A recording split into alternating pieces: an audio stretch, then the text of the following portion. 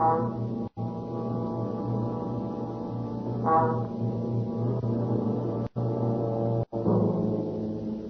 are alone in the dark forest, and behind you somewhere is a werewolf waiting to drink your blood. And you desperately desire the impossible, to escape.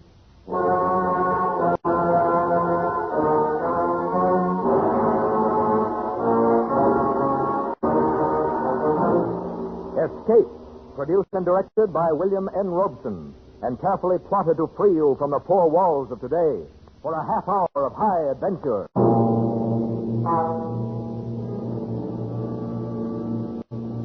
Tonight we escape to the backward world of Eastern Europe, where ancient superstitions still live in the minds of men. Tonight we escape with Geoffrey Household's grim story, Taboo.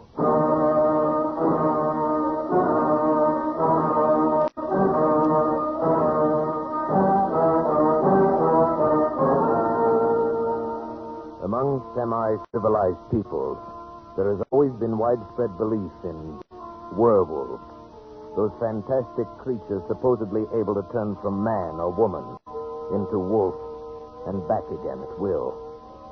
This belief is still widespread among the simple folk of eastern Hungary, in the district around Zweibergen, high in the gloomy Carpathian Mountains. And I must admit, not without some reason.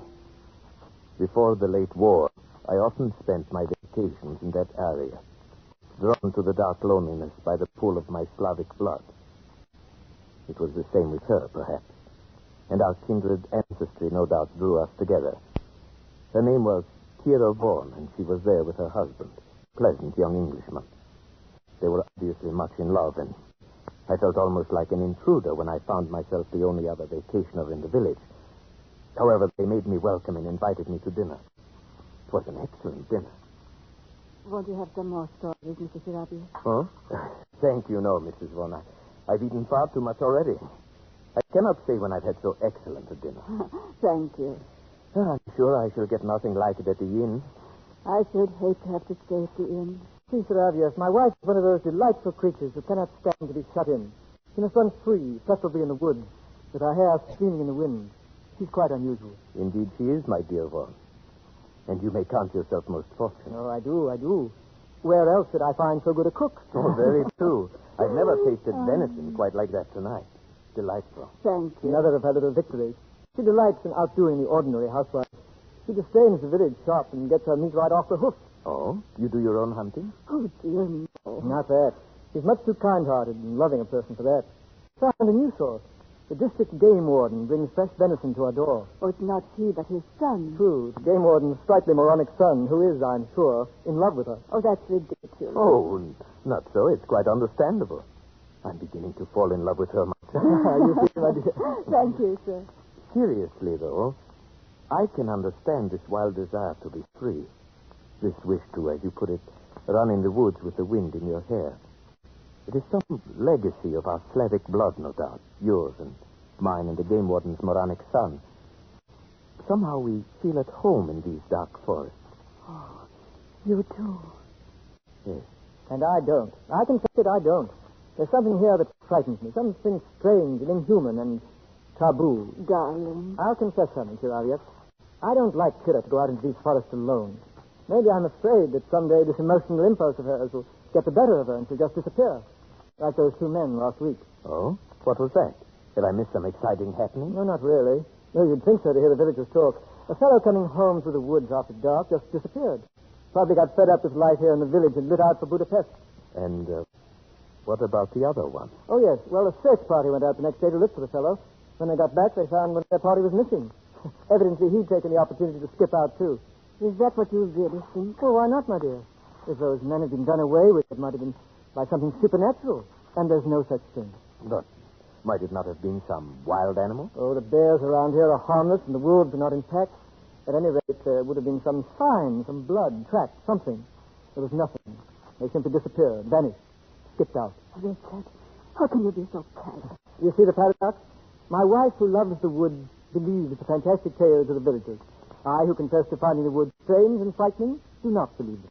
Perhaps it is because you are frightened that you are afraid to believe them. What do the villagers say? Well, you know the sisters well enough. Talking of werewolves and such tommy rot. Oh, it's utterly fantastic. Yes, to you, an Englishman, it would be. And it isn't to you?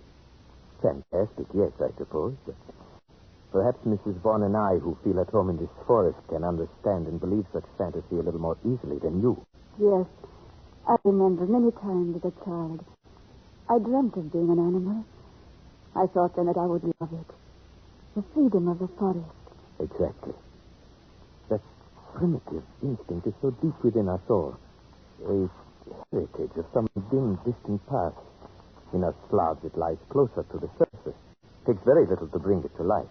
Yes, it is true. Well, you've placed my wife in a new light, Sir Albert. You have me suspecting her of changing into a wolf and running out to the forest to murder people. Oh, please, Vaughn. You take me too literally. And besides, it is a shame to spoil so delightful a dinner with so gloomy a conversation. Right. Shall we go into the living room? There's a cheerful fire in there. Oh, yes, this is Frida. Beg your pardon, sir. But a message just came from the village. Oh? What is it? They want you and Mr. Seravius to come down there in another search party. What? Yes. There's another man missing. Kira! Dr. Seravius. She's fainted.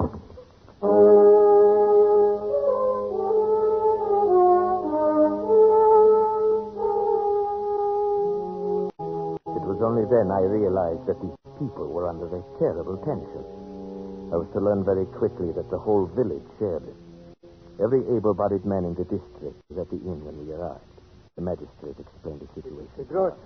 He went into the forest late this afternoon, hoping to bag a blackcock for his supper. A little after dusk, a solitary shot was heard. That was 3 hours ago, and he's not returned. But only 3 hours? Isn't there a chance that he might still return? A chance, perhaps, but the other two did not. It will do no harm to search for him. We may still be in time to save his life.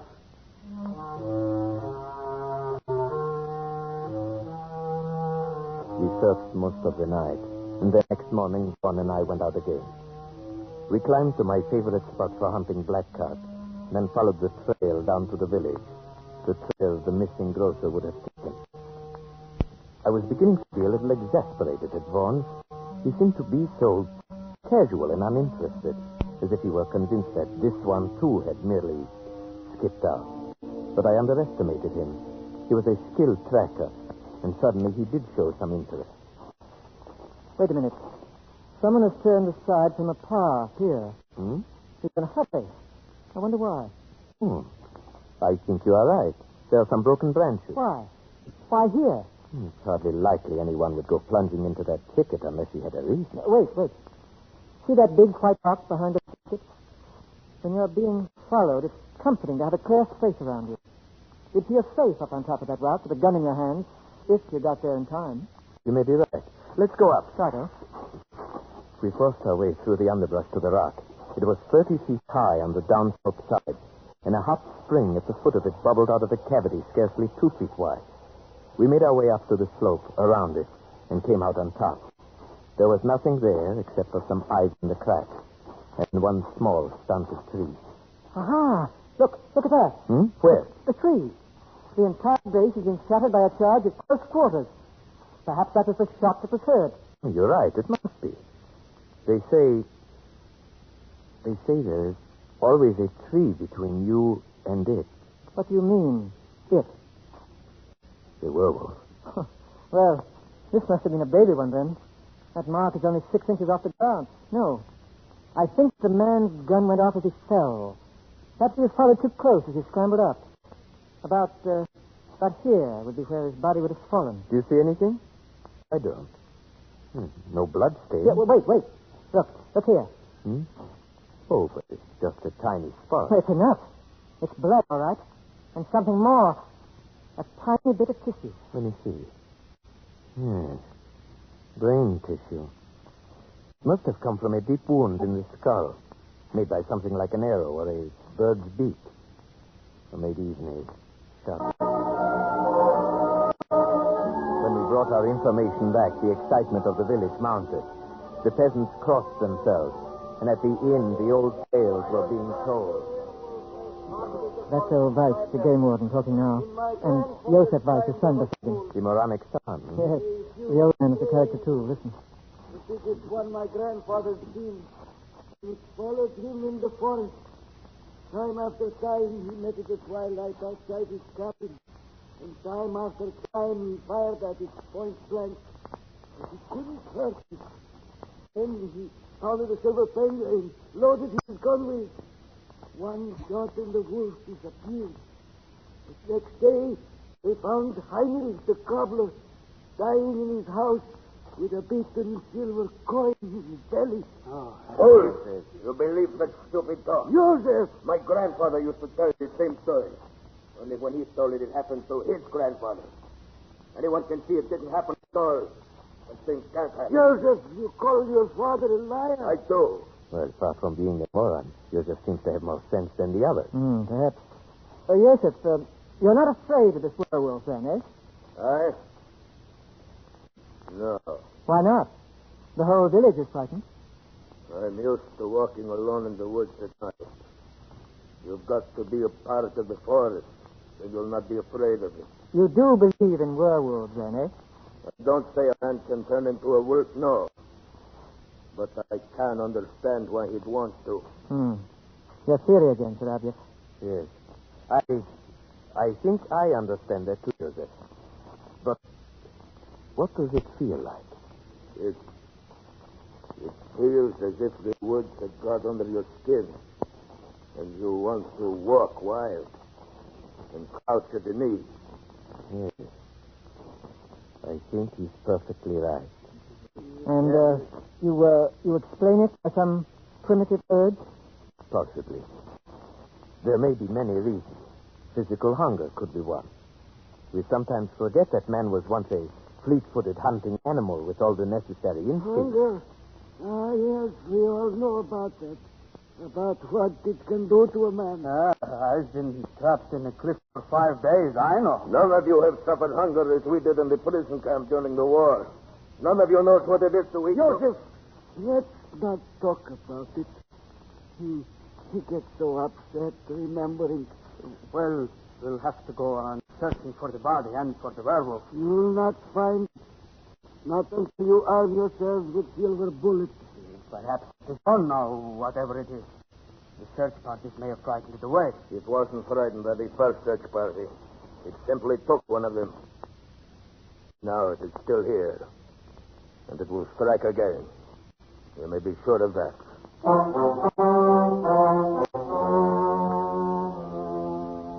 The whole village believed that Joseph Weiss was right. They traveled in the woods by twos now. No one went alone. For a week, village life was disrupted. The men beat the forest. The women tried to comfort each other. Kira wore herself out trying to be useful. The village women could not help loving her. But there was something else. Something strange. One day I spoke to Frida, the maid, about it. Yes, she is a strange one, Mr. Sarabia. Even I have seen her going out to walk alone in the woods at twilight. The women in the village think she is possessed. What do you mean, possessed? I hesitate to say. Come, tell me. They are beginning to say sometimes the werewolf can be a woman.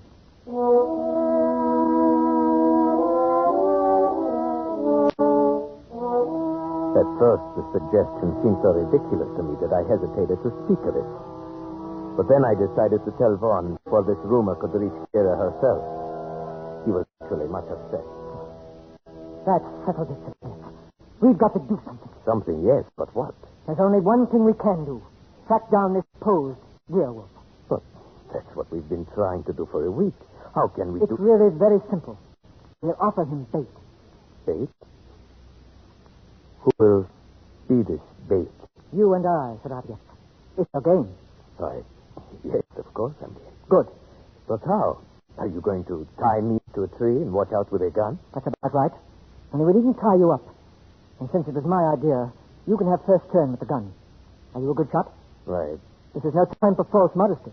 Yes, I'm a good shot. Very well. It'll be night, and we'll have to shoot with only the moonlight. Where do we go? To the rock? Exactly. And the sooner the better. Tonight? Tonight. And say nothing, absolutely nothing, to anybody. Especially to Kira. I understand. This is between us. Either we win, or we simply disappear.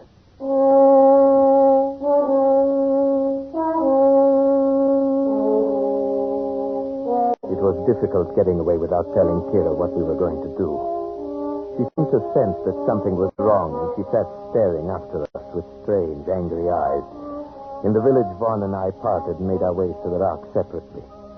I reached there first and settled myself on top of the rock, almost covered by the ivy, the gun across my knees.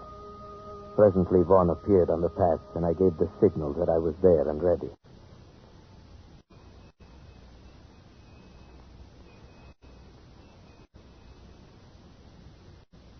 The trap was set.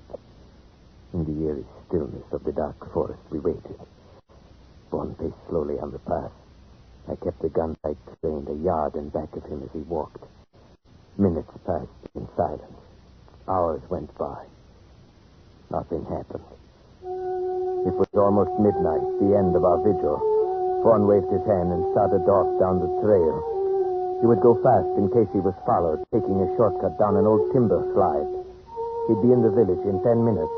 I was to follow presently. And then suddenly I got an intense feeling of dread. I was alone on the rock.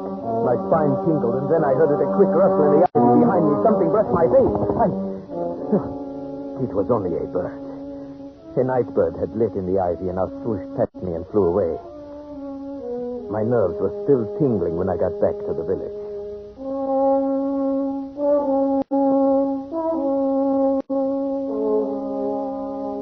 Next day, when I went to see Vaughn, he gave me a warning glance. Kira was suspicious. I could see the question in her eyes when she greeted me. Oh, here is the other culprit. Which of you is most to blame for keeping such late hours? I'm supposed to keep peace in the family. I should say it is I. No, you can't get him off that easily. I'm the only culprit, my dear. You see, I've never hunted deer at night. I asked Sarabiev to help me. I suppose you shoot the poor things while they sleep. Oh, no, while they have their dinner, if possible. So cruel and heartless, both of you. Oh, it's no use letting her start an argument, Sarabiev. I'll go get us a drink. Oh, yes, thank you. I'd like that. Why do you look at me like that? Was the hunting good last night? No, not very. We didn't get anything, as you see. I'm afraid you'll still have to depend upon for your venison. Where did you hunt? Simply in the forest. Nowhere in particular. You're not telling me the truth, are you? My dear, I don't know what you're thinking, but I assure Oh, you... never mind. I suppose it is best I don't know. But take care of him, please. Of course I will. If anything should happen to him. But what could happen? You know. You understand these things.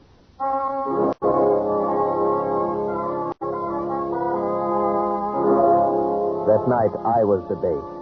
And I confess, walking there on the moonlit path, the dense undergrowth pressing close on both sides, the forest all around me, that I felt a strange terror.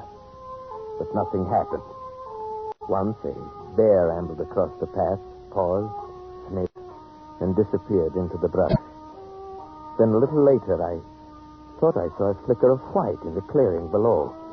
But it never reappeared, and I decided it must have been a ripple of grass in the moonlight. At midnight, we returned to the village, and I was beginning to wonder if our trap would ever be sprung. We must keep on, Sarabiev.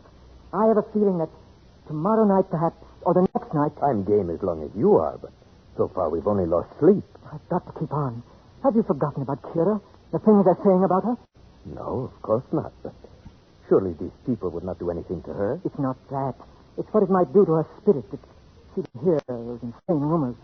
She's so sensitive. I don't like to think about it. Then, shall we go out again tomorrow night? Yes. You must come to dinner, though, first. Vice is bringing down more venison. Kira will want you to come. All right. Till tomorrow night, then.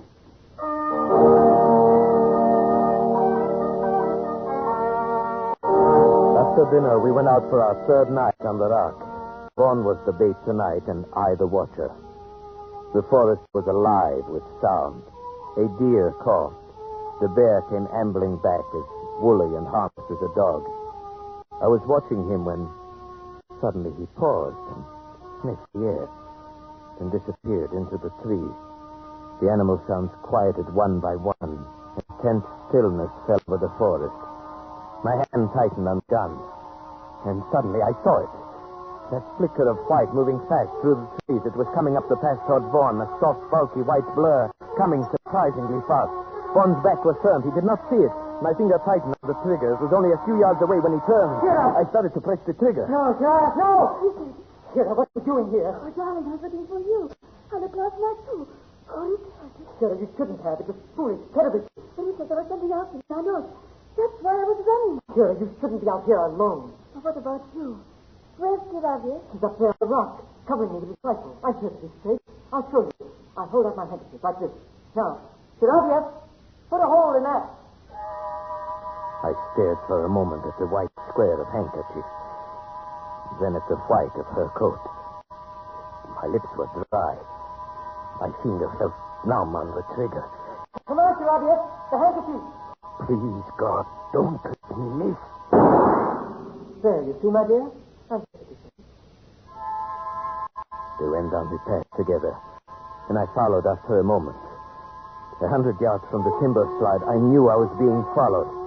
Even before I heard something in the brush behind me, I stopped and turned around. It moved past me, cutting off my retreat. Now I stood alone in terror, but it was still in the brush. If only I could make the timber slide. I got down safely. I went straight to Vaughn. He came out of the house to talk to me. I told him what happened. His reaction surprised me. Taboo, I'm sorry I had to leave you up there to face it alone, but I had to bring her down. Of course, I know that. And you must believe this. She never left me. We came down together, arm in arm. We came straight down. You must believe that. But of course, why should I think differently? Then you must realize, whoever it was up there in the brush following you, it couldn't have been Kira. Good heavens, Vaughn. Do you think I believe that preposterous story? Well, didn't you? Even up there on the rock, when you hesitated about firing at the handkerchief, didn't you believe it might be Kira? No. Why, no, of course not. But I did. Vaughn knew my thoughts almost better than I knew them myself. Yes, that was why my lips were dry and my finger numb when I pressed the trigger. I had refused to admit it even to myself. And now was I sure, even now. That night, Vaughn was excited. We're going to get it tonight. After last night, we'll be there waiting for us. Yes, I think you're right. But if you are, we wouldn't want anyone else to come walking in on us. It might cause confusion. Don't worry. Kira has promised to stay at home. She says we're doing our duty and she won't interfere. Do you think this is our duty? No. Neither do I. I never feel that anything I enjoy can be my duty. And now, I really enjoy this. Tonight, I'd like to be the bait. No, it's my turn. I won't give it up. Besides, if it's the revenge you want, you have the gun. That's so. All right, then. Tonight, you'll be the bait. That night, for the first time, I regretted ever getting into this mess. I paced up and down the path. My nervousness grew. Tonight, it would surely come. I felt it. But would Vaughn shoot straight and quick enough? The hours went by. Clouds kept scudding over the moon, leaving me in deep darkness for minutes at a time. I was really beginning to be frightened. Then a fraction of a second before it happened, I knew it was coming.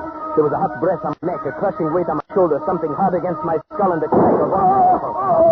Vaughn! Taboo, are you all right? Yes, I think so.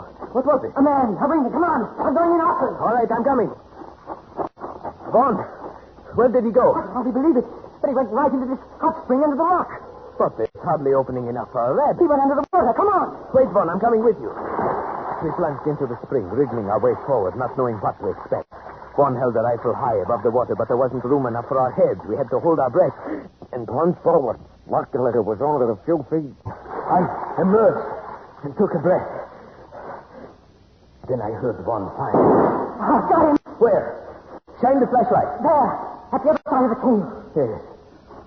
Who would have thought there would be a cave here? Or that anyone else could have gotten through that spring. It was a perfect hiding place. Yes, but it does him no good now. Turn him over. Let's see who our werewolf is. Where? What? It's Vice. Joseph Vice, the game warden's son. Well, why didn't we think of that? We all knew he was not quite sane. More than that, he almost told us. Remember, he said, I do not believe a man can turn himself into a wolf. But I know why he'd want to. Yes, and he described the feeling to walk wild and crouch at the knees. He knew that feeling. He knew it too well.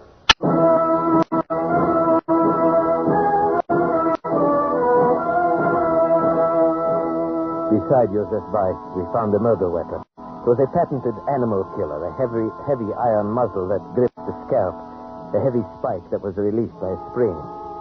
His hiding place was even more perfect than we had supposed. When the magistrate investigated, he found the passage from that cave which led underground for more than a mile, and finally to the game warden's house where a ladder led into his cellar. Undoubtedly, Weiss found that dry underground river one day and realized he could use it. Perhaps that is what caused his mind to snap. Yes. It released a long pent-up spring in him, like that weapon he used. He saw that he could run in the woods like an animal, disappearing and reappearing with perfect safety. He even offered a place to bury his victims without a trace. And so your theory proved correct, that there's a murderous, primitive instinct lurking in some people. Yes. Well, it's all explained excepting what he did with the body. It would serve no useful purpose to speculate on that now. Yes, I suppose you're right. Kira, you haven't said anything. Why did you have to shoot him? Kira, he was a murderer. He tried to murder Shiravyev. Is it murder when a wolf kills? A dumb animal? Flatten of intruder? Kira! You understand what I mean, don't you, Shiravyev? You understood that night when you shot the handkerchief. Just as I have. It might have happened to any of us, Sissy. Kira, what do you mean? Take me away from here, Richard. Just take me away quickly.